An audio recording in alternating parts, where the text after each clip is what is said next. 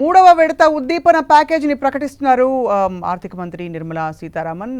ప్రధానంగా ఈరోజు దృష్టి పెట్టింది వ్యవసాయం, దాని అనుబంధ రంగాలకు ఏ విధమైన రాయితీలు, ఏ విధమైన వెసులుబాట్లు కల్పించబోతున్నారని చెప్పి.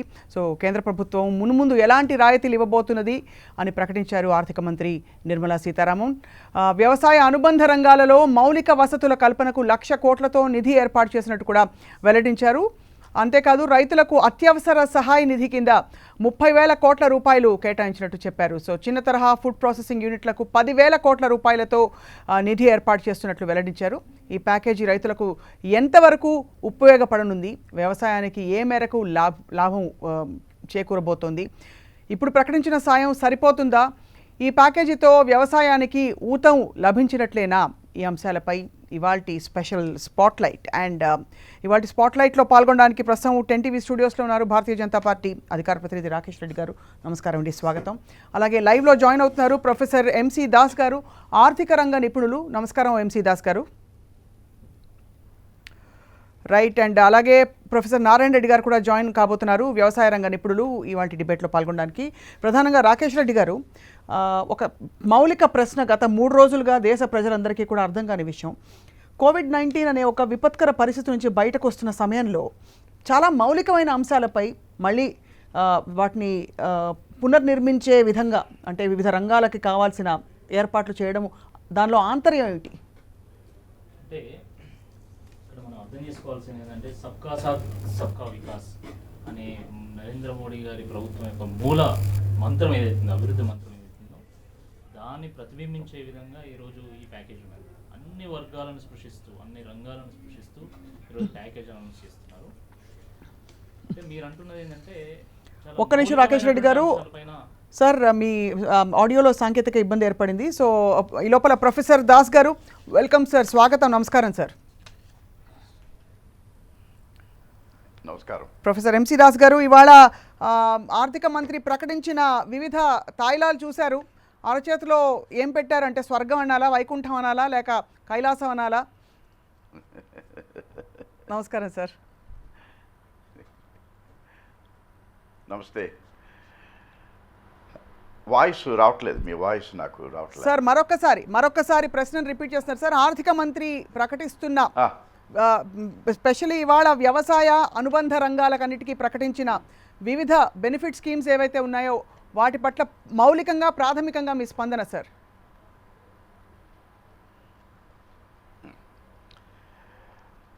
గత 3 రోజులుగా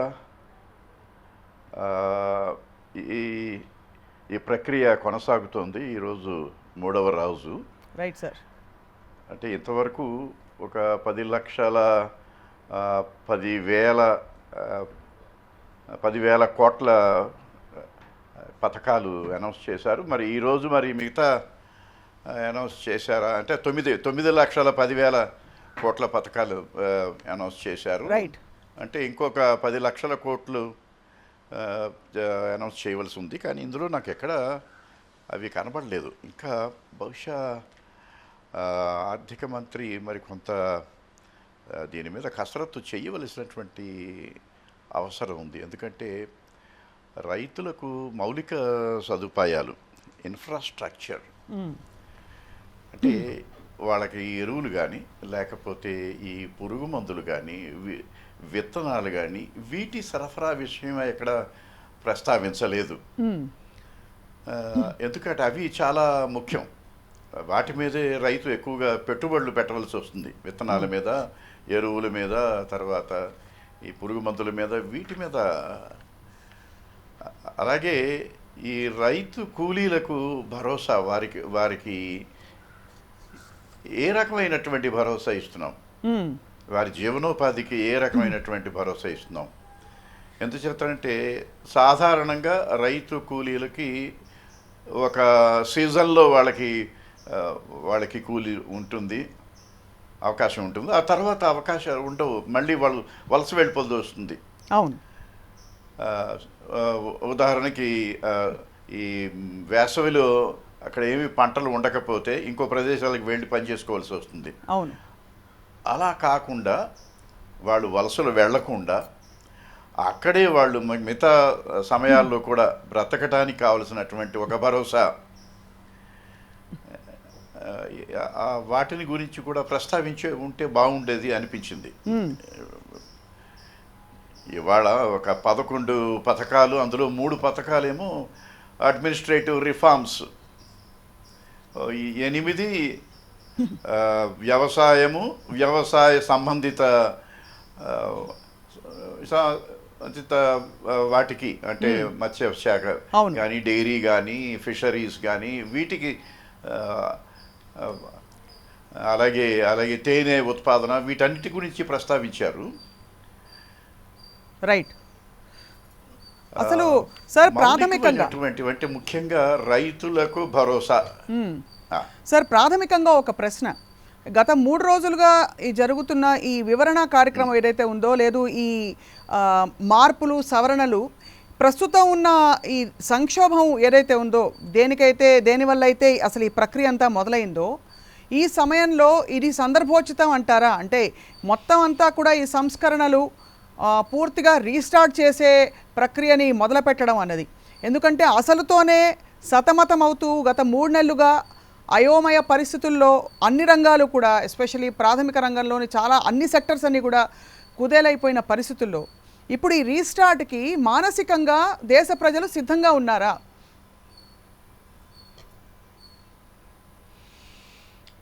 ఈరోజు ప్రస్తావించవలసింది ఏమిటి అంటే, ఈ కోవిడ్ సమయంలో, COVID-19 ప్రజ్వరిల్తున్న సమయంలో ఏ రకమైనటువంటి వాళ్ళకి సహాయం అందించాలి, లాక్డౌన్ పీరియడ్ తరువాత ఏ రకమైనటువంటి వారికి ప్రోత్సాహకాలు ఇవ్వాలి అనేటువంటిది, దాని మీద ఎక్కువ కేంద్రీకరిస్తుంటే బాగుండేదేమో అనిపించింది. Sir right sir. And Rakesh Reddy గారు, ఇందాక క్షమించాలి, మీ సాంకేతిక ఇబ్బంది వల్ల మీరు మొదలుపెట్టారు కానీ కంప్లీట్ చేయలేకపోయారు. ఇదే ప్రశ్నని మీకు రీడైరెక్ట్ చేస్తున్నాం సార్. ఇప్పుడు సమయం సందర్భం అంటారా? అంటే కొన్నేళ్లలో వేరే వాళ్ళు పాలించారంటే మీరే పాలించారు, మీ చేతుల్లోనే పగ్గాలు ఉన్నాయి. ఒక్కసారిగా ఇవాళ మనకు కొత్త ఒక విజన్ కనిపించింది కదా అని చెప్పేసి మొత్తం అంతా కూడా అసలు వ్యవస్థ మొత్తాన్ని కూడా రీసైకిల్ చేయడం అనేది ఎంతవరకు సబబు ఈ టైంలో? ఇప్పుడు మనం వ్యవస్థని ప్రీ కరోనా అండ్ పోస్ట్ కరోనాగా మనం చూడాల్సినటువంటి అవసరం ఉంది. ఎందుకంటే కరోనా అనేది యావత్ ప్రపంచాన్ని కుదిపేసింది, మన జీవన విధానాల్లో అనేక మార్పులను తీసుకొస్తున్నది. ఈరోజు సోషల్ డిస్టెన్స్ అనేది ఒక న్యూ నార్మల్ అయిపోయింది అది. సో ఈ సందర్భంలో డెఫినెట్గా మన వ్యవస్థల్లో మార్పు వస్తుంది, దానికి తగ్గట్టుగా మనం రీవ్యాంప్ చేసుకోవాల్సినటువంటి అవసరం ఉంది, మన విజన్ని రీఫ్రేమ్ చేసుకోవాల్సినటువంటి అవసరం ఉంది. దాంట్లో భాగంగానే ఈరోజు మనకి ఏదైతే ప్యాకేజ్ ఉందో ఆ ప్యాకేజ్లో మనకు కొన్ని పాలసీ స్టేట్మెంట్స్ కూడా వర్క్ చేస్తున్నారు. ఇప్పుడు అందుకని కొంతమంది ఏంటంటే ఇది ఏదో ఎకనామిక్ ప్యాకేజ్ కాదు, ఇది పాలసీ ప్యాకేజ్ అని రకరకాలుగా మాట్లాడుతున్నారు. డెఫినెట్గా ఐ మీన్ గతంలో ఉన్నట్టుగా ఈరోజు బిజినెస్లో ఉండవు. ఇప్పుడు అంతకుముందు మనం ఏదైనా కొనుక్కోవాలంటే షాపింగ్ మాల్స్కి వెళ్ళేవాళ్ళం, ఈరోజు షాపింగ్ మాల్స్కి వెళ్ళేటువంటి పరిస్థితి లేదు. ఎంటర్టైన్మెంట్ గతంలో సినిమా హాల్స్కి వెళ్ళేవాళ్ళం, ఈరోజు సినిమా హాల్స్కి వెళ్ళేటువంటి పరిస్థితి లేదు. ఈరోజు అంతకుముందు తినడానికి హోటల్స్కి వెళ్ళేవాళ్ళం, ఈరోజు హోటల్స్కి వెళ్ళేటువంటి పరిస్థితి లేదు. కాబట్టి డెఫినెట్గా మనము పాలసీ పరంగా మనం రీఫ్రేమ్ చేసుకోవాల్సిందే, మన విజన్ కూడా రీఫ్రేమ్ చేసుకోవాల్సింది. దాని తగ్గట్టుగానే ఈరోజు పాలసీ స్టేట్మెంట్స్ కూడా మరి ఫైనాన్స్ మినిస్టర్ గారు చేస్తున్నారు. బట్ ఓవరాల్గా మనం చూడాల్సింది ఏంటంటే, లాక్డౌన్ సందర్భంలో మనము ఏ విధంగా ఈ ఇన్ఫెక్షన్ కరువుని ఫ్లాటెన్ చేస్తామో, ఏ విధంగా ఇన్ఫెక్షన్స్ తగ్గించుకుంటాం అనే దాని మీద దృష్టి పెట్టాం. తర్వాత క్రమంగా ఇన్ఫెక్షన్స్ తగ్గుతున్న కొద్దీ మనం హెల్త్ ఇన్ఫ్రాస్ట్రక్చర్ని బూస్టప్ చేసాం. అంటే ఒకవేళ ఇన్ఫెక్షన్స్ పెరిగినా కూడా దానికి తగ్గట్టుగా మన హెల్త్ ఇన్ఫ్రాస్ట్రక్చర్ అంతా కూడా మరి మనం తయారు చేసుకోగలిగినాం. నౌ దట్ ఏది లాక్డౌన్లో కొన్ని రిలాక్సేషన్స్ వస్తున్నాయి కాబట్టి ఇప్పుడు ఎకానమీని ఏ విధంగా రివైవ్ చేస్తాం, ఏ విధంగా మనం నార్మల్సీలోకి వస్తాం అనే దాని మీద దృష్టి పెడుతున్నాము. దాంట్లో భాగంగానే ఈరోజు సబ్కా సాత్ సబ్కా వికాస్ అనే విధంగా అన్ని రంగాలను స్పృశిస్తూ అన్ని వర్గాలను స్పృశిస్తూ ఈ ఎకనామిక్ ప్యాకేజ్ అనౌన్స్ చేయబడ్డారు. దీంట్లో ఈరోజు ప్రస్తుతము అగ్రికల్చర్ అండ్ అలైడ్ యాక్టివిటీస్ విషయంలో, దాంట్లో మౌలిక సదుపాయాల విషయంలో పెద్దపీట వేయడం జరిగింది. ఇప్పుడు అగ్రికల్చర్ విషయంలో పెద్ద డిస్టర్బెన్స్ లేదు వాస్తవానికి, కానీ అగ్రికల్చరల్ ప్రొడ్యూస్ యొక్క మార్కెటింగ్ విషయంలో మాత్రం ఈరోజు చాలా ఇబ్బందులు ఎదుర్కొంటున్నారు రైతులు పంట పండించారు, రైతులు లాక్డౌన్ ఉన్నా కూడా పంట పొలాల్లోకి వెళ్తున్నారు, వాళ్ళ పనులు వాళ్ళు చేసుకుంటున్నారు, కానీ ప్రొడ్యూస్ వచ్చిన తర్వాత దాన్ని అమ్ముకోలేనటువంటి ఒక పరిస్థితి ఉన్నది. ఇప్పుడు మిల్క్ ఉంది, మిల్క్ ప్రొడ్యూస్ చేయగలుగుతున్నారు, కానీ దాని కన్జంప్షన్ లేదు. అదేవిధంగా ఇప్పుడు ఫుడ్ గ్రెయిన్స్ ఉన్నాయి, ప్రొడ్యూస్ చేస్తున్నాం, తర్వాత నాన్ పెరిషబుల్ ఐటమ్స్ ఉన్నాయి, పెరిషబుల్ ఐటమ్స్ ఉన్నాయి. కొన్ని రోజుల పాటు దాన్ని సేవ్ చేయాల్సిన మిల్క్ ప్రొడ్యూస్ చేస్తున్నారు, కన్సంప్షన్ లేదన్నారు మీరు. మిల్క్ ప్రొడ్యూస్ చేస్తున్నారు, కన్సంప్షన్ లేదు. ఇక్కడ మళ్ళీ సప్లై సైడ్నే మీరు ట్యాకిల్ చేశారు, కానీ ఇప్పుడు మళ్ళీ ఇంకా ప్రొడ్యూస్ చేయడానికి మీరు పరిధులు పెంచుకుంటూ వాటి లిమిట్స్, వాటికి ఇంకా వెసులుబాటు కల్పించే విధంగా ప్రొడక్షన్ సైడ్ ఫోకస్ చేస్తున్నారు, కానీ ఎందువల్ల కన్సంప్షన్ లేదు, ఎందువల్ల ఇన్ని రోజులు మనకి ఇవి ఏర్పడ్డాయి డిమాండ్ సైడ్లో? There is a twin problem today. Okay, మీరు చెప్పింది వాస్తవమే. అంటే సప్లై సైడ్ ప్రాబ్లం ఉంది, డిమాండ్ సైడ్ కూడా ప్రాబ్లం ఉంది. డిమాండ్ సైడ్ను అడ్రస్ చేసే విధంగా మన ప్రభుత్వము ఎస్పెషల్లీ బీపీఎల్ ఫ్యామిలీస్ ఏవైతున్నాయో వాటికి కొన్ని ఇన్సెంటివ్స్ ఇవ్వడం జరిగింది. అంటే నెలకు 500 రూపాయలు ఇవ్వడం కానీ, లేకపోతే డబుల్ రేషన్ ఇవ్వడం కానీ, ఈ రకంగా అంటే వాళ్ళ యొక్క ఆర్థిక శక్తిని బూస్టప్ చేసే విధంగా కొంత ప్రయత్నం చేస్తుంది. ఇప్పుడు ఇచ్చినవి ఇంకా చాలా అద్భుతంగా ఉన్నాయి, ఇంకా సరిపోతాయని నేను అనడం లేదు, ఇంకా రావాల్సినటువంటి సరిపోవా అన్నది పక్కన రెండో క్వశ్చన్. ఇవే ఇప్పుడు ప్రస్తుతం కావాల్సినవా కాదా అంటే మనకి మనం ఇప్పుడు మార్కెటింగ్, మీరు అన్నారు మార్కెటింగ్ ఆపరేషనల్ ఇన్కన్వీనియన్సెస్ ఏర్పడ్డాయి గత 3 నెలలలో, అంతవరకు అంతా సజావుగా నడుస్తుందనే మనం అనుకున్నాం.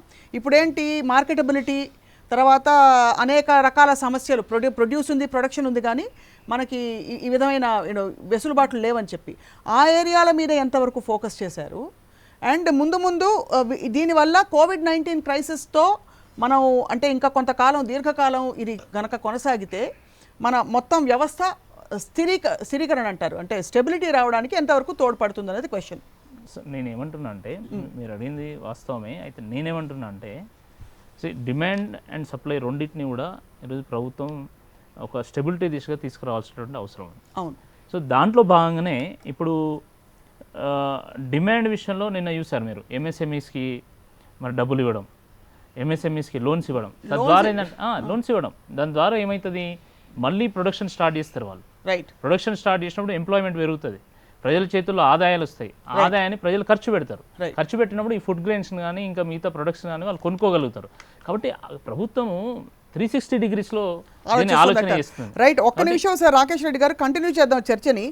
ప్రొఫెసర్ నారాయణ రెడ్డి గారు జాయిన్ అవుతున్నారు, వ్యవసాయ రంగ నిపుణులు. నారాయణ రెడ్డి గారు నమస్కారం సార్. సార్, మీరు 3వ విడత ఈరోజు ఆర్థిక మంత్రి ఉద్దీపన ప్యాకేజ్ వినే ఉంటారు. సో ఫస్ట్ ప్రాథమికంగా మీ స్పందన ఏమిటి సార్? అంటే ఒకటి ఏరియాస్ ఆఫ్ ప్రయారిటీ ఫోకస్ ఎక్కడెక్కడైతే దృష్టిని కేంద్రీకరించారు, 2 సరే ఎంతెంత కేంద్రీకరించారు, అంటే ఎంత మొత్తం కేటాయించారు, అండ్ 3 మౌలికంగా ప్రస్తుతం వ్యవసాయ రంగంలో ఉండే సమస్యలని ఏమాత్రం ఇవి ట్యాకిల్ చేస్తున్నాయి?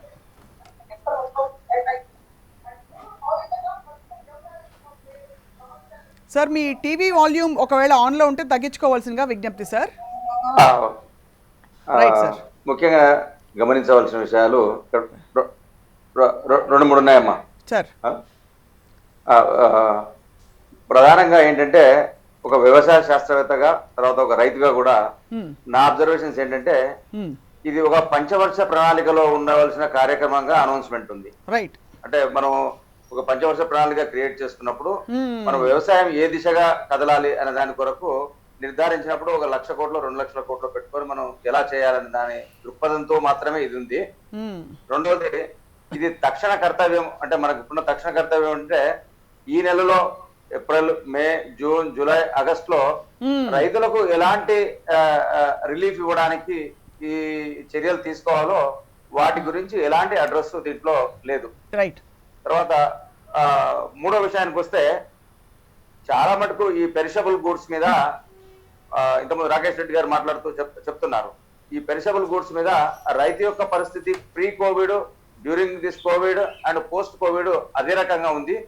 ఎలాంటి స్ట్రక్చరల్ రిఫార్మ్స్ వీటిలో ఇంతకుముందు రాలేదు, ఇంకా తీసుకురాలేదు. సో దీంతో ప్రస్తుతం ఉన్న రైతు పరిస్థితి ఎలాగా కూడా మెరుగుపడదు. తర్వాత కరెంట్ గా ఈ హార్టికల్చర్ క్రాప్స్ ఏవైతే ఉన్నాయో, ప్రత్యేకంగా తీసుకుంటే పండ్ల కానీ, తర్వాత పూల పరిశ్రమ కానీ, తర్వాత అట్లే కూరగాయల వాళ్ళకి కానీ, రైట్. చాలా నష్టం జరుగుతుంది. వాళ్ళకు రిలీఫ్ ఏదైనా ఇవ్వడానికి ప్రభుత్వం ఒక ఆలోచన తీసుకొస్తే బాగుంటుంది అనేది నా దృక్పథం. తర్వాత దీంట్లో మూడో విషయం ఏంటంటే ఈ ఫుడ్ ప్రాసెసింగ్ చాలా సెక్టర్స్ లో రిఫార్మ్ చెప్తా ఉన్నారు. రైట్. మనం చాలా రిఫార్మ్స్ ఏం చూస్తున్నామంటే పేపర్ మీదనే రిఫార్మ్స్ జరుగుతున్నాయి కానీ అమలులో ఆచరణలోకి వచ్చే వరకు ఈ రిఫార్మ్స్ జరగలేదు. మూడో విషయం మీరు చూస్తే ఈ ప్రొక్యూర్మెంట్ కొరకు ఎసెన్షియల్ కమోడిటీస్ యాక్ట్ ఎత్తేస్తామన్నారు. అదే. అవును అవును. కానీ ఎలాంటి రెస్ట్రిక్షన్స్ ఈ పెద్ద పెద్ద ట్రేడర్స్ ప్రొక్యూర్ చేసుకొని ప్రైస్ మార్కెట్ లో పెంచేసి మామూలు కన్జ్యూమర్ కు లాభం రాకుండా, అలాగే రైతుకైతే ఎలా రాదు అటువంటి రాకుండా ఎలాంటి రెస్ట్రిక్షన్స్ పెడతారు? మినిమం సపోర్ట్ ఈ దేశంలో 2 పంటలకు తప్ప ఏ ప్రభుత్వం కూడా ఇంతవరకు కొనలేదు. సో మినిమం సపోర్ట్ ప్రైస్ మనం చెప్తారు, మన రాష్ట్ర ప్రభుత్వం కూడా చెప్తుంది పంట కాలనీస్ అని. ఇది ఏదైనా పంటకు వేసే ముందే ఒక 10 రూపాయలకు కొంటామంటే ఆ ధరకు ప్రభుత్వం కొనడానికి ముందుకు వస్తుందా? ప్రభుత్వం దగ్గర అటువంటి వ్యవస్థ ఏదైనా ఉందా? కూరగాయల పంట మనం ఏమంటారు, 10 రూపాయలు టొమాటో 2 రూపాయలు అవుతుంది. గవర్నమెంట్ 10 రూపాయలకు కొనడానికి ఎలాంటి వ్యవస్థ ఉంది? సో ఎన్ని టన్నులకు మనం కోల్డ్ స్టోరేజ్ మనం ఇప్పుడు కట్టుకోవాలి? ఇన్ని సంవత్సరాలు మనం ఏం కోల్డ్ స్టోరేజ్ వెజిటబుల్స్ కూడా కట్టలేదు. మన ఆంధ్రప్రదేశ్ లో కానీ మన రాష్ట్రంలో ఉన్నాయి చింతపండుకు మిరపకాయలకు మాత్రమే సరిపోతున్నాయి. కనుక ఇప్పుడు ఇది ఉత్తరోత్తర దీని ఆచరణలో కానీ పెడితే వచ్చే 5 సంవత్సరాల్లో దీనివల్ల కొంత లాభం ఉంటుంది. రెండవది, ప్రభుత్వం ఇక్కడ మర్చిపోయింది ఏంటంటే ఈ అన్నిటికి కూడా ఎక్స్పోర్ట్ చేయాలంటే పరిశోధన రంగంలో చాలా సాధించవలసింది ఉంది. అవును. ప్రత్యేకంగా వ్యవసాయ విశ్వవిద్యాలయాలు కానీ అట్లాగే అనిమల్ హస్బెండరీ వచ్చినప్పుడు వెటనరీ విశ్వవిద్యాలయాలకు కానీ ఫండింగ్ దిశగా చాలా తగ్గిపోయింది. మియర్ శాలరీస్ తప్ప వాళ్ళు ఎలాంటి దిశగా రైతులకు కానీ లేకపోతే ఎక్స్పోర్ట్ కానీ అవసరమైన పరిశోధనలు చేసే స్థితిలో మన వ్యవసాయ విశ్వవిద్యాలయాలు ఈ రోజు లేవు. ఎందుకంటే గత 5-6 సంవత్సరాల నుంచి కూడా విశ్వవిద్యాలయాలకు వస్తున్న ఫండింగ్ చాలా తక్కువ ఉంది. మెయింటెనెన్స్ ఫండింగ్ తప్ప పరిశోధనలు, కొత్త పరిశోధనలు కానీ లేకపోతే రైతుకు అనుగుణంగా కావాల్సిన పరిశోధనలు చేసే స్థితిలో మనం లేవు. కనుక ఇటువంటివి క్రియేట్ చేస్తే ఈ బిజినెస్ సెక్టర్స్ తర్వాత ఎక్స్పోర్టర్స్, బిజినెస్ మెన్ మాత్రమే దీని నుంచి లాభపడడానికి అవకాశం ఉంది. కానీ రైతు పర్సే, రైతు గ్రౌండ్ గా ఉన్న వ్యవసాయం చేస్తున్న రైతుకు దీనివల్ల పెద్దగా లాభం జరుగుతుందని నేను అనుకోవడం లేదు. Right sir. చాలా దాదాపు అంటే మీరు అంటే అన్ని పాయింట్లని కవర్ చేస్తూ చాలా స్పష్టంగా చెప్పేశారు. అంటే ఇది దీర్ఘకాలిక ప్రణాళికలా అనిపిస్తోంది తప్ప తక్షణం ఈ క్రైసిస్లోంచి అంటే ఒక విపత్తు మేనేజ్మెంట్ లోంచి బయటపడేటప్పుడు కేంద్రం ఆదుకోవాల్సిన ఆ వైఖరి కూడా కనిపించట్లేదు. ఇప్పుడు దాదాపు దేశ ప్రజలు ఆల్రెడీ అల్లాడిపోతున్న పరిస్థితుల్లో ఇప్పుడు అసలు ఇంటి నుంచి అడుగు పెట్టకుండా ఇంటి పట్టునే ఉండండి, స్టే హోమ్ స్టే సేఫ్ అనే ఒక నినాదం నుంచి ఒక్కసారిగా అసలు దేశ విజనే మార్చేసి కంప్లీట్గా అది షిఫ్ట్ ఎక్కడో క్వాంటమ్ లీప్ అని చెప్పేసి మనం బుర్రలో ఉంటే సరిపోదు కదా, అది ఆచరణలో ఎన్నో సవాళ్ళు ఉంటాయి. రేపు కోవిడ్-19 కేసులు పెరిగితే ఇంకా పెరుగుతున్నాయి దేశంలో. వాటిని ట్యాకిల్ చేయడానికి ఏమి చర్యలు తీసుకుంటారో ఒక్కొక్క రంగంలో వాళ్ళకుండే సాధక బాధకాలు ఏమిటి అనే విషయాల్ని గ్రౌండ్ రియాలిటీస్తో అడ్రస్ చేశారనేది మాట్లాడాలి. ఎంసీ దాస్ గారు, ప్రొఫెసర్ గారు, సార్ మీ అభిప్రాయం సార్. రాకేష్ రెడ్డి గారు మాట్లాడే లోపు సార్ ఒక నిమిషం. ప్రొఫెసర్ గారు,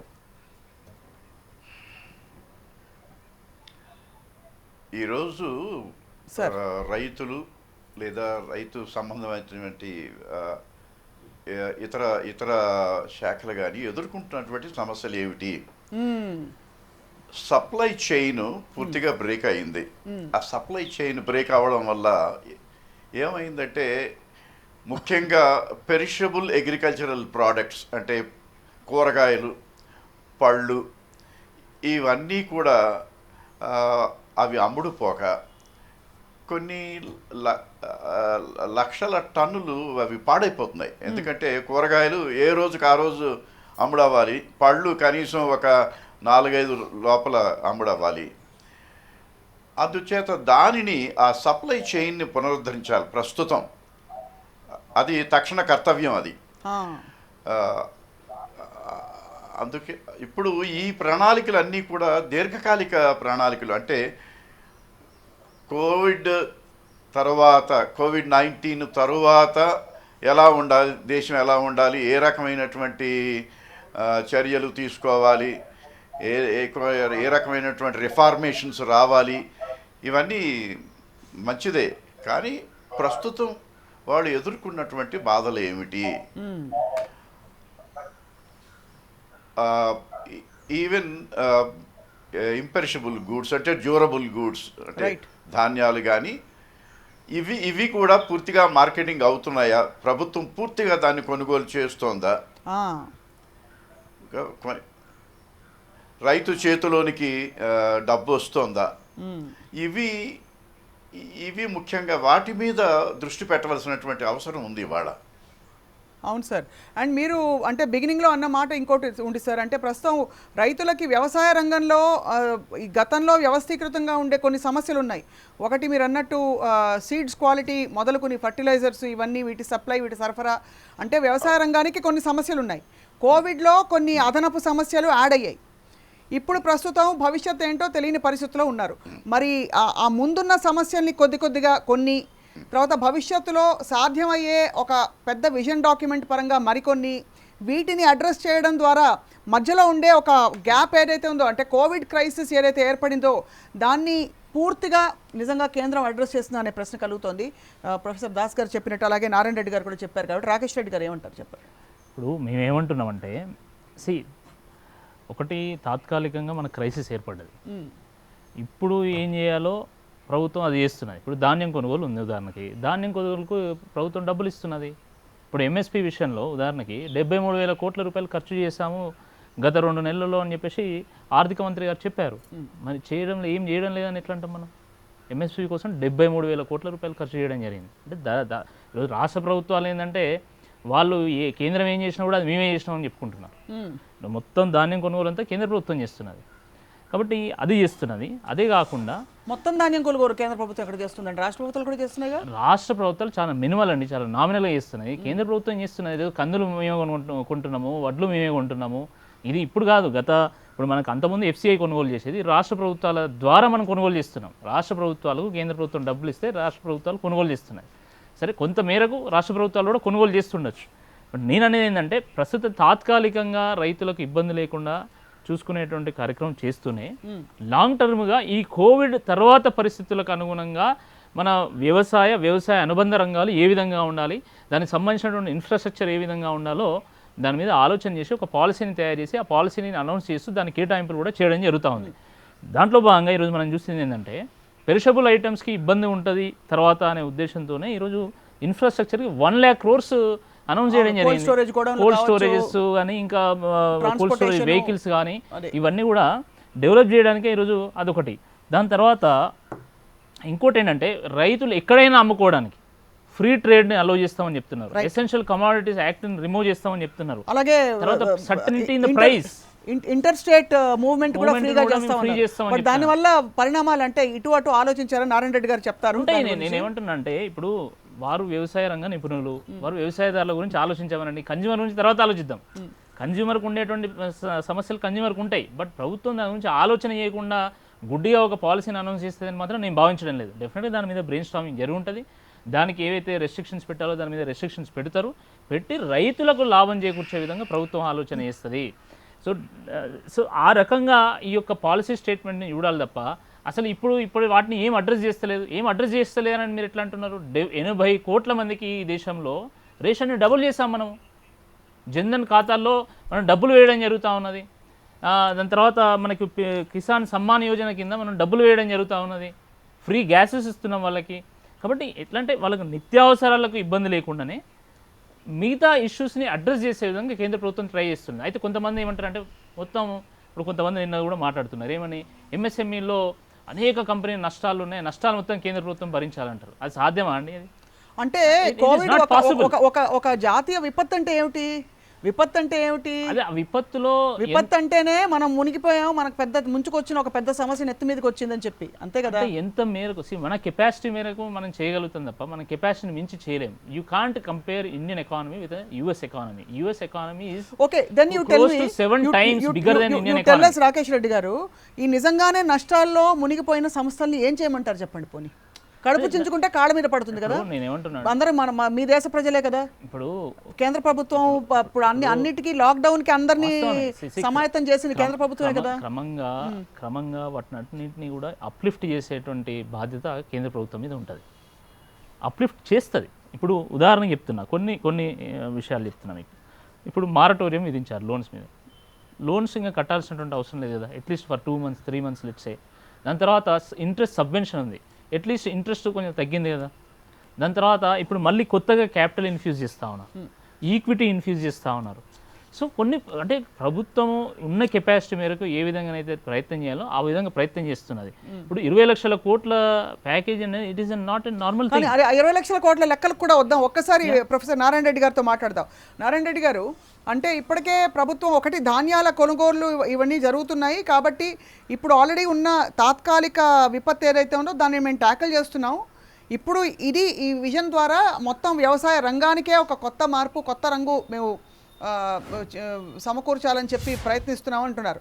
ఎంతవరకు సార్ మీరు కన్విన్స్ అయ్యారు? అంటే అంశాల వారీగా కూడా తీసుకుని చెప్పొచ్చు సార్. మీరు ఉదాహరణకి ఎసెన్షియల్ కమోడిటీస్ యాక్ట్ ఎత్తేయడం, రెండోది ఫ్రీ మార్కెట్ అంటే ఇంటర్స్టేట్ మూవ్మెంట్ మీద కూడా ఏ విధమైన ఆంక్షలు లేకపోవడం, ఆ తర్వాత సాగు చేసే ముందే రాబడి ధరలపై రైతుకి స్పష్టత ఉండడం, ఇలాంటి అంశాలన్నీ ఎంతవరకు వ్యవసాయ రంగానికి తోడ్పడతాయి సార్? అంటే ధరల స్థిరీకరణ, ధరల మీద ఎక్కువ దృష్టి పెట్టినట్టు తెలుస్తుంది.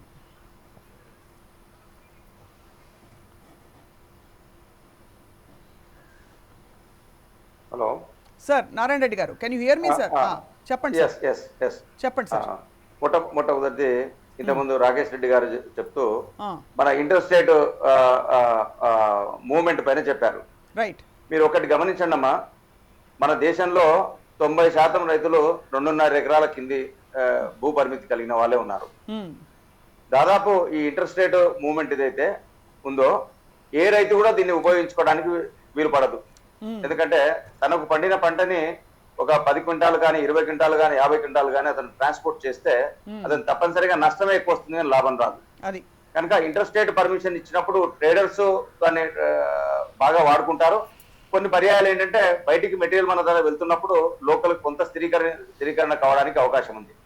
ఈ ఇంటర్స్టేట్ మూవ్మెంట్ అనేది ఇంతకు ముందు కూడా పర్మిషన్ ఇచ్చారు కొన్ని కమాడిటీస్ కు, దాంతో పెద్దగా గొప్పగా ఏం లాభం రాలేదు. సో ఫ్రీ ట్రేడ్ అనేది ఆహ్వానించదలసిన విషయమే, కానీ అదే ఈ ప్రైస్ స్థిరీకరణకు సాధ్యం అవుతుంది అనేది మాత్రం కుదరదు. రెండోది ఏంటంటే మన ఈనాం మనం ప్రవేశపెట్టాం మార్కెట్స్, దాదాపుగా 5 సంవత్సరాల నుంచి ఈనాం అంటున్నాం. మీరు తెలంగాణ రాష్ట్రంలో ఎన్ని ఈనాం ద్వారా ట్రేడ్ అయినాయో మీరు స్టాటిస్టిక్స్ ఉంది. అంటే మన ముఖ్యమంత్రి గారు చెప్పారు, ఇప్పుడు 1 కోటి లక్షల టన్నుల మనం ధాన్యం ఉత్పత్తి చేసినాము అన్నారు. ఈ ధాన్యంలో 1/100th ఆర్ 1/90th మనం ఈనాం ద్వారా ఎవరైనా ట్రేడ్ చేశారా? తర్వాత ఈనాం ద్వారా మన రాష్ట్రం లోపల ఏ కమాడిటీస్ ట్రేడ్ అయినాయి? కొంత మటుకు పసుపు ఏమైనా కొంత ట్రేడ్ అయితే అయి ఉంటుంది, కొంత మిరప ట్రేడ్ అయితే అయి ఉంటుంది. ఇవి కూడా ఏం చేస్తున్నారు, ఈ సెకండరీ ట్రేడర్సే కొన్ని మళ్ళీ ఈనాంలో పెట్టుకొని వాళ్ళు లాభ పొందుతున్నారు. ఈనాం మార్కెటింగ్ అనేది ఈ రోజు వరకు కూడా మండల స్థాయిల లోపల, పాత తాలూకా స్థాయిల లోపల ఎక్కడా ఎస్టాబ్లిష్ కాలేదు. 5 సంవత్సరాలు గడిచిపోయింది. కనుక ఈ రోజు చెప్పే మనం కార్యక్రమాలు ఏవైతున్నాయో ఇవి ఉత్తరోత్తర ఆచరణలో కనిపెడితే గత వచ్చే 5 సంవత్సరాల్లో 10 సంవత్సరాల్లో ఇవి సాధ్యం చేయడానికి అవకాశం ఉంది. రెండో విషయం, ఈరోజు మన మంత్రి గారు మాట్లాడుతూ కోల్డ్ స్టోరేజ్ గోడౌన్స్ గురించి మాట్లాడారు. అవును, ఇది సెంట్రల్ గవర్నమెంట్ వచ్చిన తర్వాత కొంత ఈ గోడౌన్స్ లో అభివృద్ధి సాధించారు, కానీ వాళ్ళు అనుకున్నట్టు కానీ లేక ప్రజల అవసరాలకు సరిపోయినంత లెవెల్లో గోడౌన్స్ లో ఈ రోజు వరకు ప్రోగ్రెస్ రాలేదు. తర్వాత ఈ పెరిషబుల్ కమాడిటీస్ పెట్టడానికి కోల్డ్ స్టోరేజ్ ఏవైతున్నాయో మన దగ్గర ఈ రోజు కూడా శాస్త్రపరంగాని సాంకేతిక పరంగాని అన్ని కూరగాయలు అన్ని పండ్లు పెట్టే పరిస్థితిలో, ఉదాహరణకు మామిడి ఉంది, మనం కోల్డ్ స్టోరేజ్ ఎక్కువ స్టోర్ చేసేంత టెక్నాలజీ కానీ లేకపోతే అనుభవం కానీ మన దగ్గర సాంకేతికంగా లేదు. ఒప్పుకుంటారు ఒప్పుకోరు, మన ప్రభుత్వాలు ఒప్పుకోకపోతే దిస్ ఇస్ ద ఫ్యాక్ట్. మీరు కావాలంటే రేపు నేను ఒక టన్ను పంపిస్తాను, హైదరాబాద్ సరౌండింగ్ ఎక్కడైనా కోల్డ్ స్టోర్ లో పెట్టించండి, సాధ్యం కావట్లేదు. అలాగే మీరు మూడో విషయం ఏంటంటే టెక్నికల్ గా మీరు రైతులకు ప్రభుత్వం తెలియజేయవలసిన విషయం 2-3 ఉన్నాయి. మనం ఆదాయాన్ని డబుల్ చేసుకోమని అంటున్నాం. ఆదాయాన్ని డబుల్ చేసుకోవాలంటే ఎక్కడంటే పెట్టుబడి పెట్టట్లో తగ్గించవలసిన అవసరం ఉంది. దానికి టీవీలు కానీ, అగ్రికల్చర్ బ్రాడ్కాస్ట్ చేస్తున్న టీవీలు కానీ, రాష్ట్ర ప్రభుత్వం యొక్క ఎక్స్టెన్షన్ వింగ్ కానీ చాలా పని చేయాల్సిన అవసరం ఉంది. నేను మీకు ఇప్పుడు ఇక్కడ 2 సలహాలు ఇస్తాను, రెండు విషయాలు మీకు సూక్ష్మంగా చెప్తాను. మన రాష్ట్రంలో ప్రతి రైతు ఈరోజు విత్తన మార్పిడి చేస్తున్నాడు. వరి కూడా విత్తన మార్పిడి చేస్తున్నాడు. ఎందుకు చేయాలి? వరిలో విత్తన మార్పు అవసరం లేదు. మనం వేసేది ఏది హైబ్రిడ్స్ కావు. తర్వాత వరిలో దాదాపుగా 100% సెల్ఫ్ పాలినేషన్ ఉంటుంది. అయితే రైతు తన విత్తనం తనే వాడితే 600 రూపాయల లోపల అతనికి అయిపోతుంది. కానీ అతను బయట కొనుక్కొస్తే దాదాపు 300గా అతను దానిపైన ధర పెట్టాల్సింది. అంటే ఒక 1000 రూపాయలు రైతు విత్తనం పైన ఖర్చు పెట్టే దాంట్లో వరిలో తగ్గించడానికి అవకాశం ఉంది. రెండవది, సాంకేతికంగా మన ప్రభుత్వాలు, మన ఎక్స్టెన్షన్ వ్యవస్థ ఏం చేస్తుందని అంటే ఎవరు దానిపై దృష్టి పెట్టడం లేదు. ఫాస్ఫరస్ ఎరువులు ఉన్నాయి. ఈ రోజు ఏ ఫాస్ఫరస్ కాంప్లెక్స్ ఎరువు తీసుకున్నా కూడా 1200 నుంచి 1400 రూపాయలు ఉంది. మీరు అడగండి, మీరు డేటా తెప్పించండి. ప్రతి రైతు భూమిలో మనం వేయవలసిన ఈ ఫాస్ఫరస్ ఎరువులను, అంటే మనం విత్తేటప్పుడు వేయవలసిన ఫాస్ఫరస్ ఎరువులను 30-60 రోజుల తర్వాత కూడా 2 సంచుల ఫాస్ఫరస్ ఎరువు వేయడం వల్ల రైతుకు 1 ఎకరా పైన 4,000 రూపాయలు అధిక ఉత్పత్తి వ్యయం పడతా ఉంది. అంటే మీరు వేయవలసిన ఎరువు సరిగ్గా వేయడానికి రైతును ప్రోత్సహించి వారిని ఎడ్యుకేట్ చేసి దాని యొక్క లాభ నష్టాలు కూడా రైతుకు తెలియజేస్తే రైతుకు ఏ ప్రభుత్వం ఏది ఇవ్వాల్సిన 5,000 రూపాయలు మీకు సేవ్ చేయడానికి అవకాశం ఉంది. అంటే మన వ్యవస్థ, అంటే ఎక్స్టెన్షన్ వ్యవస్థ రైతు దగ్గరికి వెళ్లే పరిస్థితి లేని ఈ పరిస్థితులను నుంచి మనం ప్రభుత్వ ఉద్యోగులను మార్చవలసిన అవసరం ఉంది. అది మారినప్పుడే రైతు స్థాయిలో టెక్నాలజీ ముట్టడానికి అవకాశం ఉంది. రైతు స్థాయిలో సరైన టెక్నాలజీ ముట్టినప్పుడే రైతు యొక్క ఆదాయం పెరుగుతుంది. ప్రైవేట్ డీలర్స్ పైన ఆధారపడితే వాళ్ళకి ఏది అమ్ముడు పోవాలో, ఎంత అమ్ముడు పోవాలో ప్రతి ప్రైవేట్ కంపెనీ అతను ఒక్క పురుగు మందు అవసరం ఉంటే 3 పురుగు మందులు కలిపి ఇస్తున్నారు. కాస్ట్ పెరుగుతా ఉంది. అంటే ఓవరాల్ గా ఎక్కువ పెరగలేదు. మనం ఇంటర్ఫిరెన్స్ లేక, మన యొక్క ప్రమేయం లేక, అంటే ప్రభుత్వం వ్యవసాయ వ్యవస్థ ప్రమేయం లేక రైతు ఫర్టిలైజర్ ప్రైవేట్ సెక్టర్ పైన డిపెండ్ అయ్యిండు. దీని నుంచి రైతులు బయటికి గుంజగలిగితే ఒక వరిలోనే నేను 5,000 నుంచి 6,000 రూపాయలు ఇప్పుడు చెప్పిన చర్యల వల్ల సాధ్యం కావడానికి అవకాశం. అంటే కూడా దృష్టి సాధించాలా. అంటే కేవలం ప్రకటన ఈ విధంగా, అంటే ఆదుకునే ఉత్పత్తి తర్వాత జరిగే అనేక విషయాలపై కొన్ని ప్రకటనలు చేయడం ద్వారా కాదు, రైతుల ఎడ్యుకేషన్, ఇందాక ప్రొఫెసర్ దాస్ గారు కూడా చెప్పారు, R&D మీద కూడా మనకి విపరీతమైన అంటే దృష్టి పెట్టాల్సిన టైం. అంటే ఇంత పెద్ద ప్రణాళిక ఉన్నప్పుడు research and development and education వాటిపై కూడా కొంత కేటాయించాల్సిన అవసరం ఉందంటారు. ప్రొఫెసర్ దాస్, అసలు అంటే ఇప్పుడు అంటే ఇది ఒక పంచవర్ష ప్రణాళిక బహుశా, కాబట్టి దీన్ని అమలు చేసి మొత్తం అంతా వ్యవస్థ అంతా కూడా మారడానికి అంత సమయం పడుతుందని చెప్పి నారాయణ రెడ్డి గారు కూడా చెప్పారు సార్. సో తక్షణం వ్యవసాయ రంగంలో తీసుకురావాల్సిన మార్పులు ఏమిటని మీరు అనుకుంటున్నారు సార్? అంటే మనకి ఇప్పటివరకు తెలిసిన సమస్యలు. ప్రభుత్వం తీసుకోవలసిన చర్యలన్నీ తీసుకుంటుందమ్మా. అందులో ఏ రకమైనటువంటి సంశయం లేదు. ఈ పరిస్థితుల్లో ఏం చేయాలో ప్రభుత్వం తప్పకుండా తీసుకోవాల్సిన చర్యలన్నీ తీసుకుంటున్నారు. అయితే మనకి వ్యవసాయ రంగంలో కొన్ని వ్యవస్థాగతమైనటువంటి లోపాలు ఉన్నాయి. ఇవాటికి కూడా రైతుకి కేజీ వంకాయలకి రైతుకి 2 రూపాయలు కిడితే వినియోగదారుడు 20 రూపాయలు చెల్లించాల్సి వస్తుంది.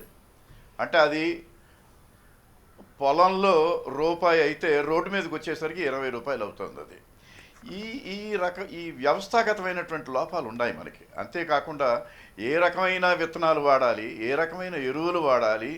ఉదాహరణకి ఈ గుంటూరు జిల్లాలో ఈ పురుగు మందులు ఎక్కువ వాడటం వలన మొత్తం వ్యవసాయం అంతా నాశనం అయిపోయింది అక్కడ.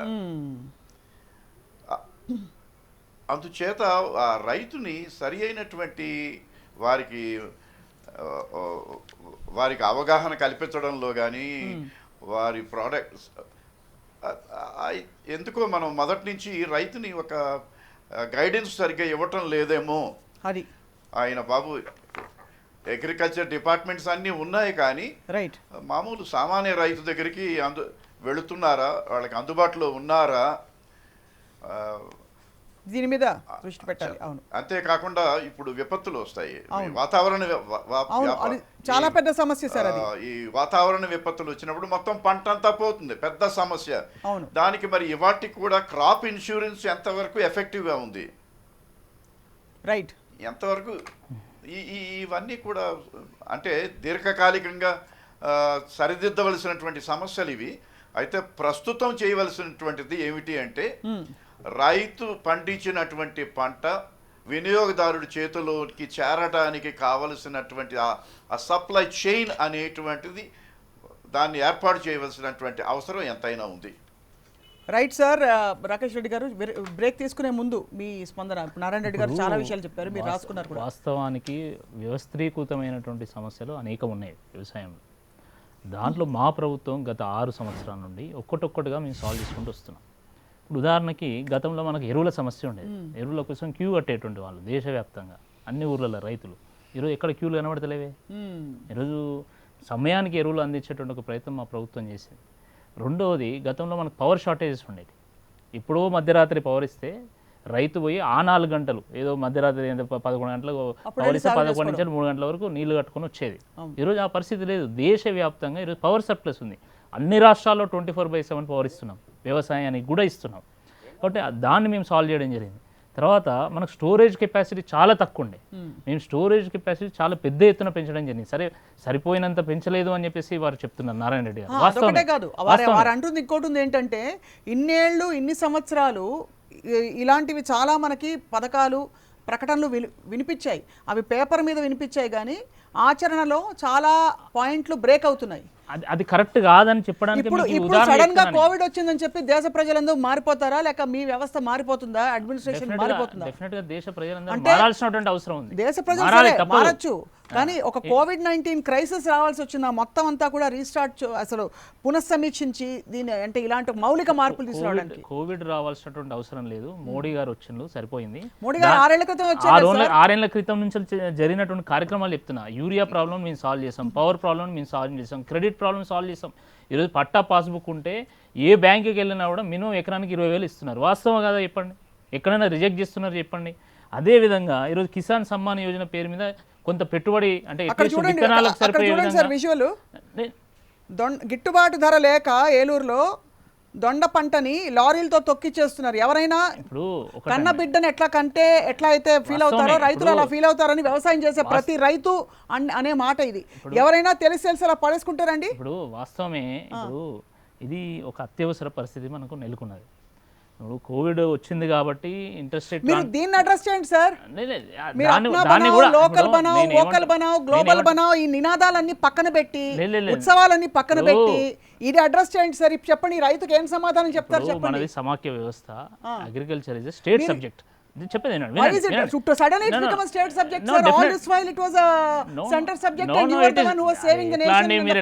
సీనియర్ జర్నలిస్ట్ మీరు ఇట్లా మాట్లాడితే ఎట్లా? Agriculture is state subject. It can't be a central, it is not a central subject. నేను ఏమంటున్నా అంటే అట్లా కాదండి. కూరగాయల కొనుగోలు కేంద్ర ప్రభుత్వం చేస్తుందా అండి? రాష్ట్ర ప్రభుత్వం ఎక్కడ ఎంత పంట వేస్తున్నారు, ఎంత దిగుబడి వస్తున్నది, దాన్ని ఎట్లా కొనుగోలు చేయాలి, దాన్ని ఎట్లా ట్రాన్స్పోర్ట్ చేయాలని రాష్ట్ర ప్రభుత్వాలు ఆలోచించాలి. దొండకాయ వండింది దొండకాయ కేంద్ర ప్రభుత్వం కొనుగోలు చేయాలి అంటే మేమేం సమాధానం చెప్తామండి? అట్లా కాదు. ఇప్పుడు వ్యవసాయ రంగాన్ని రక్షిస్తున్నది మీరే, మోదీ గారే అని చెప్తున్న మీరు ఇక్కడ ఏమన్నా ఇలాంటివి జరిగినప్పుడు స్టేట్స్ మీద తోసేస్తారు. ఎందుకు మీరెందుకు ఏమీ చేయరు? You have the power to bring in changes. ఈ మౌలిక మార్పులు తెచ్చి మీరు చేసినప్పుడు అన్నిటిని స్టేట్ లెవెల్లో కూడా you can regulate all these things. మేమేమంటున్నామంటే ఈ విషయాలు ఏవైతే ఈ లోకలైజ్డ్ థింగ్స్ ఉన్నాయో ఇవి రాష్ట్ర ప్రభుత్వాలు డీల్ చేయాలి. ఎక్కడ ఎంత ధాన్యం వస్తున్నది, ఎక్కడ ఎంత పంట దిగుబడి వస్తున్నది, దాన్ని ఎట్లా కొనుగోలు చేయాలి, ఎట్లా ట్రాన్స్పోర్ట్ చేయాలనేది రాష్ట్ర ప్రభుత్వాలు ఆలోచించాలండి. కేంద్ర ప్రభుత్వం ఆలోచన చేస్తుందా అండి వీటి మీద?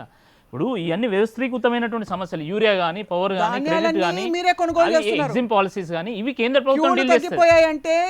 ఇప్పుడు ధాన్యాలన్నీ మీరే కొనుగోలు చేస్తున్నారు. అరే ఇప్పుడు రాష్ట్రాలలో ధాన్యం కొనుగోలు జరిగితే కూడా మీరే చేస్తే అన్ని రాష్ట్రాల్లో అన్నారు బీజేపీ 100% అండి. 100% we have a food security act, we have a food security act కింద కొనుగోలు చేయాల్సిన అవసరం ఉంది.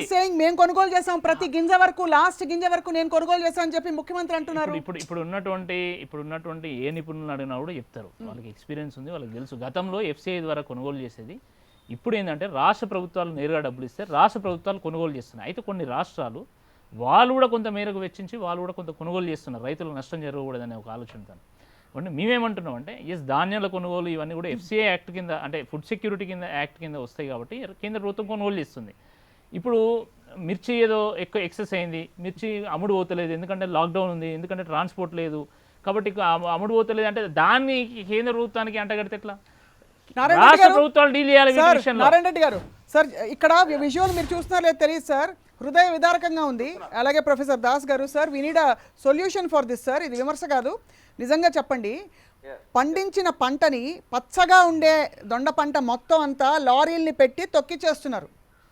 ఎవరు బాధ్యత వహించాలి సార్? అండ్ సమగ్రమైన పాలసీల్ని మొత్తం అంతా రీసైకిల్ చేస్తున్నప్పుడు కేంద్రం ఇలాంటి అంశాలని అడ్రస్ చేసి ఏదో ఒక విధమైన స్ట్రక్చర్ తీసుకొచ్చి రాష్ట్ర ప్రభుత్వాలపై ఎందుకు ఒత్తిడి తీసుకురాదు? ఒకవేళ రాష్ట్ర ప్రభుత్వాల బాధ్యత అయితే. నారాయణ గారు చెప్పండి సార్. ఒకే ఒక సింగిల్ పాయింట్ చెప్తాను. ఈరోజు పెరిషబుల్ గూడ్స్ ని ఈరోజు రక్షించడానికి కోల్డ్ స్టోరేజ్ అనేటువంటి విషయాన్ని తీసుకురావడం జరిగింది. ఫుడ్ ప్రాసెసింగ్ యూనిట్స్ గురించి కూడా మాట్లాడడం జరిగింది. మైక్రో ఫుడ్ ప్రాసెసింగ్ యూనిట్స్ కోసం 10,000 కోట్ల రూపాయలు కేటాయించడం జరుగుతున్నది.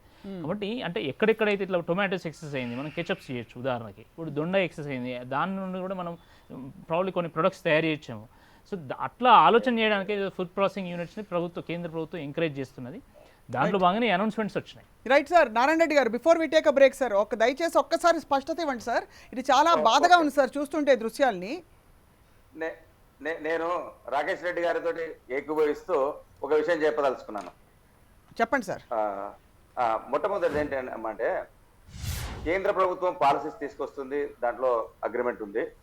తర్వాత రాష్ట్రాల లోపల ఈ అంటే నాన్ ఫుడ్ గ్రెయిన్ క్రాప్స్, మిగతా క్రాప్స్ ఇవి వాటి మార్కెటింగ్ కానీ వాటి స్థితిగతులను కానీ ఆలోచించవలసింది స్టేట్ గవర్నమెంట్ మీద చాలా ఉంది. ఎందుకంటే ప్రతి మండలికి, ఉదాహరణకి తెలంగాణ తీసుకోండి, తెలంగాణలో తీసుకుంటే మన ముఖ్యమంత్రి గారు వచ్చిన తర్వాత అగ్రికల్చర్ సెక్టర్ లో ఒక గొప్ప రిఫార్మ్ తీసుకొచ్చారు.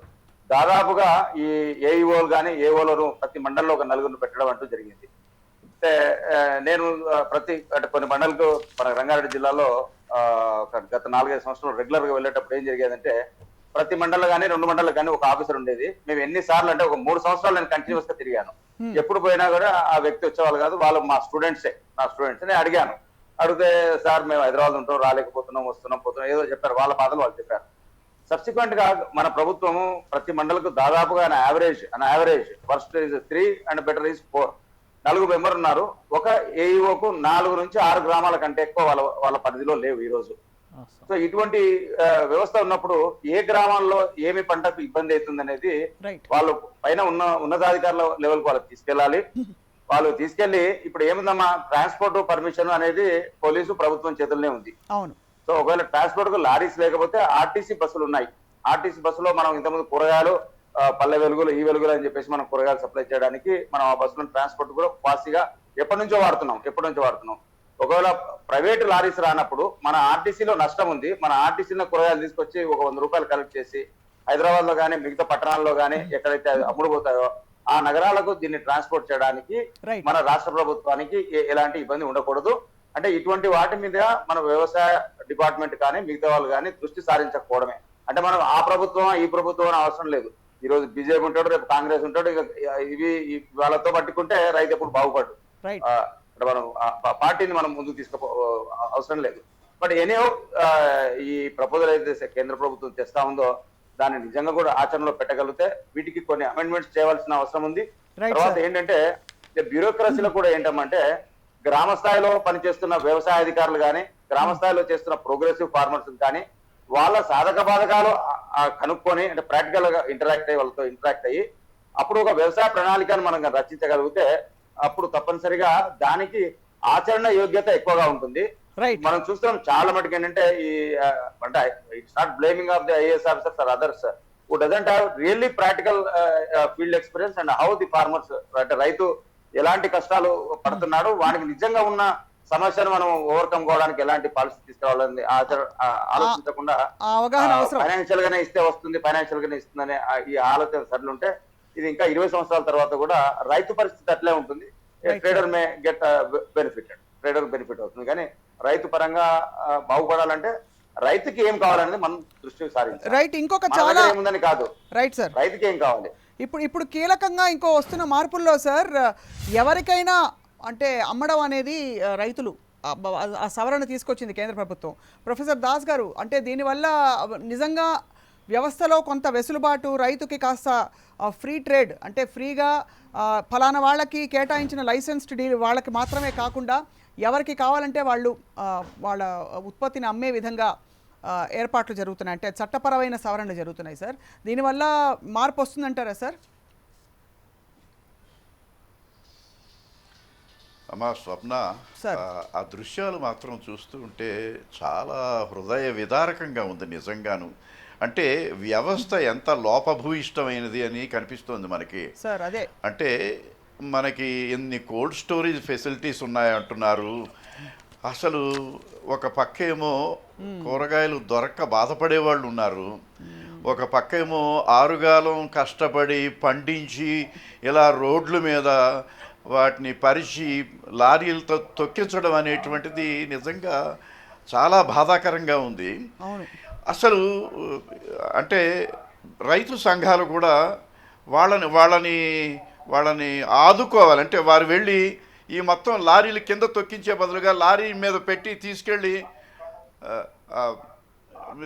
ఏ కోల్డ్ స్టోరేజ్ దగ్గర ఎక్కడో పెట్టించడమో లేకపోతే ఏ మార్కెట్లో యార్డుకో తీసుకెళ్లడమో ఏదో చేస్తుంటే బాగుండేది అనిపించింది నాకు ఆ దృశ్యాలు చూస్తూ ఉంటే. అంటే ఇక్కడ రైతులను కూడా మనం అక్కడ ఉన్నటువంటి గ్రామంలో ఉన్నటువంటి యంత్రాంగం ఏమైంది, అది ప్రభుత్వ యంత్రాంగం ఏం చేస్తోంది, మరి వారు దీనికి కావలసినటువంటి ఏర్పాట్లు చేయలేరా, మార్కెట్లో తీసుకువెళ్ళడమో లేకపోతే వాటిని కోల్డ్ స్టోరేజ్లో పెట్టడమో ఏదో ఒకటి చేసి పంటని రైతు శ్రమ ప్రతి గింజలోనూ ప్రతి ఆ దొండకాయలోనూ రైతు శ్రమ ఉంటుంది. అవును సార్. భూదేవి శ్రమ ఉంటుంది, పొడమి తల్లి పొరిటి నొప్పులు పడుతుంది ఒక ఒక ఒక ఒక కాయ కాయాలంటే. అటువంటి పంటని నాశనం చేసుకోవడం అనేటువంటిది మరి చాలా హృదయ విదారకంగా ఉంది. అంటే వ్యవస్థ లోపం మనకి కొట్టొచ్చినట్టు కనిపిస్తోంది. అవును sir. Right sir. And Rakesh Reddy గారు, ఫ్రీ ట్రేడ్ గురించి చెప్పండి సార్ ప్రొఫెసర్ దాస్ గారు.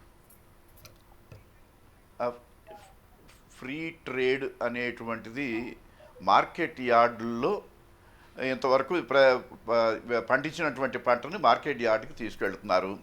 సాధారణంగా ఏం జరుగుతుందంటే పొలంలో ఉన్నంతసేపు ధరలు ఎక్కువగా ఉంటాయి, మార్కెట్ యార్డుకి వెళ్ళేసరికి ధరలు పడిపోతూ ఉంటాయి. రైతుకు జరుగుతున్నటువంటిది అనాదిగా రైతుకు జరుగుతుంది ఏమిటి అంటే ఆ పంట రైతు చేతిలో ఉన్నంత వరకు కూడా ధరలు ఎక్కువగా ఉంటాయి,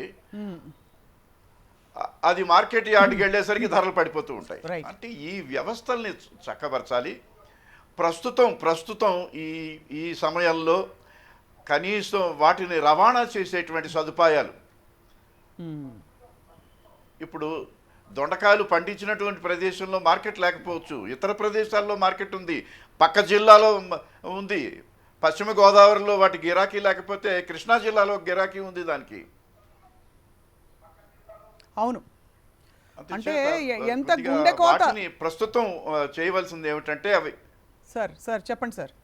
రవాణా ఏర్పాటు చేయాలి, వాటికి రవాణా ఏర్పాటు చేస్తే ఈ దుస్థితి నుంచి మనం నిజంగా ఎంత గుండెకోత తరలిస్తే ఎక్కడ రైతుకి అంటే ఈ మార్కెట్ నిజంగా ఎంత గుండెకోత అండి. మీరు చూసారు దృశ్యాలు, అంటే చాలా బాధాకరం. ఇప్పుడు నేను కూడా ఒక రైతు కుటుంబం నుంచి వచ్చినటువంటి వాడిని కాబట్టి నాకు తెలుసు వాస్తవం ఏందనేది, పరిస్థితులు ఏందనేది తెలుసు. ఇప్పుడు ఉదాహరణకి మీరు అన్ని సంకల్పాలతో మీరు ఈ చట్టాలని ప్లేస్లోకి తీసుకురావడానికి అన్ని ప్రయత్నాలు చేసి సమస్యలు వచ్చినప్పుడు ఒకవేళ రాష్ట్ర ప్రభుత్వాల పరిధిలో ఉంది మేమేం చేయలేమంటే రేపు ఏం జరగబోతోంది, దీనివల్ల ఏమిటి ఉపయోగం చెప్పండి. ఇప్పుడు కేంద్ర ప్రభుత్వము క్రెడిట్ పాలసీసు, ఎగ్జిమ్ పాలసీసు ఇలాంటివి చేస్తాయి. కింద స్థాయిలో అంటే కొనుగోలు, అంటే ఇప్పుడు ధాన్యాల కొనుగోలు కానీ లేకపోతే ధాన్యం యొక్క ట్రాన్స్పోర్టేషన్ కానీ ఇవన్నీ కూడా రాష్ట్ర ప్రభుత్వాలు చేయాల్సినటువంటి అవసరం ఉంది. కేంద్ర ప్రభుత్వం చేయకూడదా అంటే కేంద్ర ప్రభుత్వానికి ఆ వ్యవస్థ ఉండదు కదా. కేంద్ర ప్రభుత్వం ఎట్లా చేయగలుగుతుంది చెప్పండి మీరు. ఇప్పుడు ఏఓలు ఉన్నారు, వాళ్ళు ఎవరి చేతిలో ఉంటారు? రాష్ట్ర ప్రభుత్వాల చేతిలో ఉంటారు. కాబట్టి కొంత మేరకు అంటే ఈ ఏఈఓలను తీసుకురావడం వల్ల కొంత మెరుగైంది. బట్ అయినా కూడా అసలు ఏ మండలంలో ఏ గ్రామంలో ఎంత పంట వేస్తున్నాము, ఏ పంట ఎంత వేస్తున్నాము, అది ఎప్పుడు వస్తుంది ఆ పంట అనే దాని విషయంలో ఇప్పటివరకు మన దగ్గర డీటెయిల్స్ లేవు. కాబట్టి దాన్ని మనం ఆ డీటెయిల్స్ సేకరించేటువంటి ఒక వ్యవస్థను కనుక ఏర్పాటు చేసినట్టయితే ఈ సమస్య మనకు సాల్వ్ అవుతుంది. ఒకటి. రెండోది ఏంటంటే ఈ రోజు ఉన్నటువంటి ఒక అత్యవసర పరిస్థితుల్లో ఎదురవుతున్నటువంటి ఒక సమస్య ఇది. జనరల్గా ఇట్లా కూరగాయలను లారీలతో తొక్కించడం అనేది ఉండదు. ఇప్పుడు ఏమండి మీకు తెలుసు చాలా చోట్ల నిప్పుతో తగలబెడతారు. నేనేమంటున్నా ఇవాళ లారీతో తొక్కిచ్చారు, చాలా చోట్ల నిప్పుతో తగలబెట్టిన దృశ్యాలు గతంలో కూడా మనం చూసాం. అదే స్టెబిలిటీ లేదు ప్రైజెస్ లో, కూరగాయల ప్రైజెస్ లో స్టెబిలిటీ ఉండదు. కాల్చుకోవడం బెటర్, తీసుకెళ్ళి అంత ఇది అనుకునే పరిస్థితుల్లో రైతులు. పెరిషబుల్ ఫుడ్ ఐటమ్స్ విషయంలో ఇండియాలో ప్రైస్ స్టెబిలిటీ లేదు. ఎందుకంటే మనకు ఆ ఇన్ఫ్రాస్ట్రక్చర్ లేదు. ఇప్పుడు ఎక్కువ టొమాటోలు పండించారనుకోండి, దాన్ని సేవ్ చేయాలి కొన్ని రోజులు, మళ్ళీ ధర వచ్చేంత వరకు దాన్ని సేవ్ చేయగలగాలి. ఆ సేవ్ చేసేటువంటి సిస్టమ్స్ మన ఇండియాలో లేవు. కోల్డ్ స్టోరేజ్ ఉన్నాయి. కోల్డ్ స్టోరేజ్ దేనికి ఉన్నాయి? ఏదో మిర్చికో లేకపోతే చింతపండుకో ఇంకా వాటికి కోల్డ్ స్టోరేజ్ మనకు సరిపోతున్నాయి తప్ప కూరగాయలను సేవ్ చేసుకొని మళ్ళీ ఒక వారం తర్వాత కూరగాయల ధర పెరిగిన తర్వాత దాన్ని ట్రాన్స్పోర్టేషన్ చేసుకునేటువంటి ఒక మెకానిజము మన ఇండియాలో లేదు. తర్వాత ఫుడ్ ప్రాసెసింగ్ యూనిట్స్ కూడా లేవు. మీరు అబ్రాడ్లో చూసినట్టయితే ఇప్పుడు మెక్సికో ఉంది ఉదాహరణకి. ఇప్పుడు యూఎస్కి కావాల్సినటువంటి అన్ని వెజిటేబుల్స్ కూడా మెక్సికో నుంచి ప్రొడ్యూస్ అవుతాయి. కాబట్టి అక్కడ ఏమవుతుంది, ఆ మెక్సికోలో పెద్ద ఎత్తున ఫుడ్ ప్రాసెసింగ్ యూనిట్స్ కూడా ఉన్నాయి. దానివల్ల వాళ్ళకి ఎక్సెస్ పంట వచ్చినప్పుడు వాళ్ళు ఆ పంట నష్టం జరగకుండా రైట్ ప్రైస్ వచ్చే విధంగా రైతుకి అదొక వ్యవస్థ ఏర్పాటు చేసుకోవాలి. మన దగ్గర అది లేదు. మనం ఆ సిస్టమ్స్ బిల్డ్ చేసుకోవాలి. అసలు ఇప్పటివరకు గోడౌన్లే లేవు. నేను అదే చెప్తున్నా. ఇప్పుడు గత 10 ఏళ్ల క్రితం చూస్తే అసలు మన గోడౌన్ ఎక్కడో ఒక జిల్లాలో ఎక్కడో 4 గోడౌన్లు ఉండేవి. అందులో ఓన్లీ ఎఫ్సిఐ వాళ్ళు పెట్టుకునేటువంటి వాళ్ళు. కానీ ఇప్పుడు కొంత మనకేంటంటే అట్లీస్ట్ తాలూకాకో లేకపోతే నియోజకవర్గానికో కొన్ని గోడౌన్లు రావడం జరిగింది. కొంతమంది పెట్టుకుంటున్నారు. మనం కోల్డ్ స్టోరేజ్ లెవెల్కి వెళ్ళాలి. ఫుడ్ ప్రాసెసింగ్ యూనిట్స్ మీద ఫోకస్ చేయాలి. ఇప్పుడు ఇది ఒక గుడ్ ఆపర్చునిటీ. ఎప్పుడు కూడా సంక్షోభం నుండే అవకాశాలు పుట్టుకొస్తాయి. కాబట్టి ఈ సంక్షోభం నుండి బయటపడేటువంటి ఈ సమయంలో ఫుడ్ ప్రాసెసింగ్ మీద మనము ఫోకస్ చేయాలి. నేను ఎందుకంటున్నాం అంటే చాలామంది అబ్రాడ్ నుంచి కూడా వస్తున్నారు. యూఎస్, యూకే నుండి ఈ కరోనా వల్ల మేము ఇక్కడ బతకలేము, ఇండియాకు పోదామని చెప్పేసి వలస వచ్చేటువంటి వాళ్ళు కూడా చాలామంది. అట్లాంటి వాళ్ళ దగ్గర మేధస్సు ఉంది, వాళ్ళకి అనుభవం ఉంది, వాళ్ళకి డబ్బులు కూడా ఉన్నాయి, క్యాపిటల్ కూడా ఉంది. వాళ్ళని కనుక మనం ఫుడ్ ప్రాసెసింగ్లో ఎంగేజ్ చేస్తే, ఎంటర్‌ప్రెన్యూర్‌షిప్ని కనుక మనం ప్రమోట్ చేస్తే ఫుడ్ ప్రాసెసింగ్లో చాలా పెద్ద ఎత్తున రైతులకు లాభం జరిగేటువంటి as local to local and local to global. అది కనుక మనం చేయగలిగితే డెఫినెట్గా రైతులకు లాభం జరుగుతుంది. ఇది చాలా బాధాకరమైనటువంటి విషయం. ఇప్పుడు నేను చెప్తాను, నా లైవ్ వీడియో బయటకు వచ్చిందండి. బయటికి రాని వీడియోలో అనేక రాష్ట్రాల్లో నా లైవ్ ఎక్స్పీరియన్స్ చెప్తా పట్టండి. మేము వరంగల్ నగరంలో దాదాపు ఒక 500 క్వింటాలకు సంబంధించిన వెజిటబుల్స్ మేము ఫ్రీగా డిస్ట్రిబ్యూట్ చేసినాం ప్రజలకి. అక్కడ ఉన్నటువంటి స్లమ్స్లో మేము కొంటుంటే రైతులు చెప్పేది ఏంటంటే కనీసం మాకు టొమాటోలు ఏరడానికి కూలకు కూడా సరిపోతలేవు మాకు వచ్చేటువంటి ఇన్కమ్ అని చెప్తున్నారు. అంటే ఎంత ఘోరమైనటువంటిది. రైతులు కంప్లీట్గా వదిలేస్తున్నారు, టొమాటో చైన్లను వదిలేస్తున్నారు. చెప్పండి. అదే అంటే అంత దారుణమైనటువంటి ఒక పరిస్థితులు ఉన్నాయి. వాస్తవం అది గ్రౌండ్ మీద ఆ సమస్య ఉంది. దాని మీద రాష్ట్ర ప్రభుత్వాలు దృష్టి పెట్టాలి. బట్ లాంగ్ టర్మ్గా దీన్ని సాల్వ్ చేయాలి. ఏదో దృష్టి పెట్టినంత మాత్రాన్ని సరే తాత్కాలికంగా ఏదైనా చేయగలుగుతాం కాబట్టి లాంగ్ టర్మ్గా దీన్ని సాల్వ్ చేసినప్పుడే రైతు బాగుపడతాడు. Right sir. As we wind up animal husbandry point ఒకటి మాట్లాడదాం. 53 కోట్ల పశువులకి టీకా ఫెసిలిటీ అందించడం ద్వారా అంటే పాల ఉత్పాదకత ఏదైతే ఉందో ప్రొడక్టివిటీ పెంచడం అన్నది. సో సార్ నారాయణ రెడ్డి గారు మీ comment sir. Hello sir Narayana Reddy garu. ఇప్పుడు పాల ఉత్పత్తిదారులకు వ్యాక్సినేషన్ చేయడం అనేది చాలా సంతోషకరమైన విషయమే, మంచి విషయమే. రెండోది ఏంటంటే మీరు గుర్తుంచుకోవాల్సిన విషయము, 53 కోట్లు అంటే దాదాపుగా మన జనాభాలో మనుషులు ఎంతమందో దానికి సగం మంది యానిమల్స్ కి వ్యాక్సినేట్ చేయాలి. మన దగ్గర ఉన్న వెటర్నరీ యొక్క ఇన్ఫ్రాస్ట్రక్చర్ అంటే అగ్రికల్చర్ తో కంపేర్ చేసుకుంటే అది 1/4 ఇన్ఫ్రాస్ట్రక్చరే ఉంది. ఇన్ఫ్రాస్ట్రక్చర్ వెటనరీ డాక్టర్స్ కానీ ఈ గోపాల మిత్రులు కానీ ఊర్లలో పనిచేసే కాంపౌండర్స్ కానీ చాలా తక్కువ. తర్వాత ఈ వ్యాక్సినేషన్స్ ని ఈ కోల్డ్ ప్రాసెస్ లో కనుక తీసుకెళ్ళకపోతే వాటి యొక్క ఎఫిషియన్సీ కూడా తగ్గడానికి అవకాశం ఉంటుంది. ఇది కానీ నిజంగానే ప్రభుత్వం అనుకోని తక్షణం అంటే జనరల్ ఇది ఈ ఫుట్ అండ్ మౌత్ డిసీజ్ పెరిగే సీజన్ మనకి ఫిబ్రవరి, మార్చ్ అంటే ఎండాకాలం బిగిన్ అయినప్పుడే ప్రతి సంవత్సరం వస్తూ ఉంటుంది. దాంతో పశువులు కొంత నష్టపోతాయి. ఇప్పటికే దాదాపు కాలం కొంత దాటిపోయింది, అయినా కూడా అది చేయడం వలన ప్రజలకందరికి కూడా లాభం ఉంటుంది. మన ప్రొడ్యూస్ ఎక్కడన్నా విదేశాలకు పంపాల్సినప్పుడు Right. ఈ వైరస్ ఉందా లేదా అనేది కొత్త పరీక్ష క్వాలిటేటివ్ గా మనకు మంచి చర్యనే. Right. కానీ దీన్ని త్వరగా ఆచరణలో పెడితే బాగుంటుంది. రెండవది దాస్ గారు చెప్పారు ఒక మాట, ఈ దొండకాయలు కూరగాయలు అదే లారీలో తీసుకెళ్లొచ్చు కదని. మీరు అదే లారీలో కానీ తీసుకెళ్తే చాలా సార్లు, ఇప్పుడు కోవిడ్ కాదమ్మా, కోవిడ్ కంటే ముందు టమాటోలో ప్రతి సంవత్సరము మనం రాయలసీమ రీజియన్ లో కానీ ఈవెన్ తెలంగాణలో కానీ ప్రతి సంవత్సరం జరుగుతున్న ఈ చర్య ఈ రోజు దొండకాయలకు పట్టింది అంతే. తర్వాత అలాగే సొరకాయలు కూడా సీజన్ వచ్చినప్పుడు రూపాయి కాదు పావులకు కాకుండా తెంచలేని స్థితిలో పశువులను కూడా వదిలిపెడితే పశువులు కూడా మేలేని పరిస్థితిలో ప్రతి సంవత్సరం ఉంటుంది. ఈ రోజు మీకు తొక్కితే right sir. Professor Narayana Reddy garu, ప్రస్తుతానికి ఇవాళకి సమయం మించిపోతుంది సార్. నిజంగానే ఒక ఓకే అమ్మా. ఆశావహ దృక్పథంతో వేచి చూద్దాం. అంటే ప్రస్తుతం ఇంకా కూడా ఈ తాత్కాలిక సమస్యలు ఏవైతే ఉన్నాయో వీటి నుంచి గట్టెక్కే మార్గం ఏమిటి? అసలు లాక్డౌన్ 4.0 అంటే కొత్త విధి విధానాలు, కొత్త వ్యవస్థలో, ఈ కొత్త ప్రపంచంలో అసలు ఎలా బ్రతకబోతున్నారు వ్యవసాయం చేసేవాళ్ళు కావచ్చు, ఇతరులు కావచ్చు, ఇవన్నీ ఎలా అమలు కాబోతున్నాయి మనకి కాలమే సమాధానం చెప్తుంది. ప్రొఫెసర్ ఎంసీ దాస్ గారు ధన్యవాదాలు సార్. ప్రొఫెసర్ నారాయణ రెడ్డి గారు ధన్యవాదాలు సార్. అండ్ రాకేష్ రెడ్డి గారు ధన్యవాదాలు సార్, చాలా విషయాలపై స్పష్టత ఇచ్చినందుకు. ఇది వాళ్ళ 10 టీవీ స్పాట్లైట్.